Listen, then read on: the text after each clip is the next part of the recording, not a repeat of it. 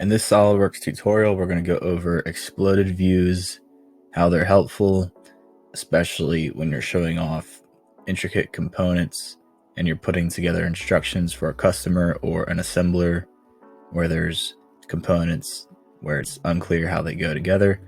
So for example, we have a small little hardware enclosure for a electronic dev board. It's going to have three main components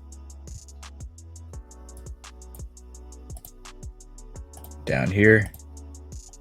So we're going to do an exploded view to show the customer how it goes together. So if we go to exploded view here, we'll select that and it'll take us to this screen here, and it's going to ask us for the first component we want to select. We'll go ahead and select our bottom one, and it's going to give us these axes here and arrows. We're going to drop this down in the Y direction, so we're going to select this arrow and we're going to drag it down and let go.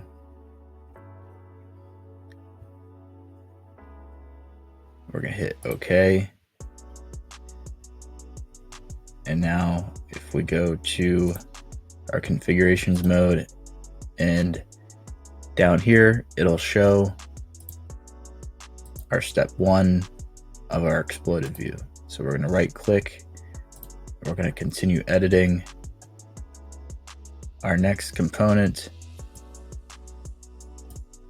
We're going to select our clear uppercase here. We're going to go upwards in the Y direction. Let go. So now we have our two steps here. So we've got our plastic upper and lower half. Next is the foam mount for the dev board. We're going to edit the feature again. We're going to select our foam part and we're going to go downwards with it. Hit OK. And now you can see the 3-piece part enclosure, how it's going to go together.